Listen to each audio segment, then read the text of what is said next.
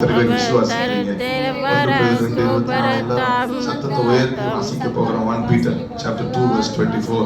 நாம் பாவங்களுக்கு செத்து நீதிக்கு அவர்தாமே நமது சரீரத்திலே நம்முடைய பாவங்களை சிலுவையிலே சுமந்தார். திரும்பி சொன்ன அவர்தாமே நமது சரீரத்திலே நம்முடைய பாவங்களை சிலுவையிலே சுமந்தார். பிரியமானவர்களே, பாவத்தை சுமக்காமல் தண்டனையை ஏற்றுக்கொள்ள முடியாது. ஏன்னா நம்முடைய பிதா நீதி உள்ள நியாயாதிபதி.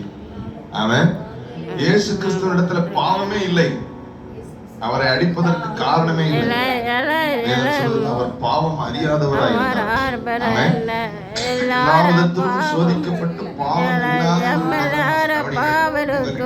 நீங்க வாங்க வச்ச நேரம் வார்த்தையை கவனித்து ஆராய்ச்சிட்டே இருக்க உங்களை என்கரேஜ் பண்றேன். எல்லா விதத்திலும் சோதிக்கப்பட்டு பாவம் இல்லாத ஒரு பிரதான ஆசாரியர் என்று எபிரேயர் 4வது அதிகாரம் சொல்லுங்க. அவரிடத்துல பாவமே இல்லை. அவர் சோதிக்கப்பட்டு பாவம் இல்லாமல் இருந்தவர்.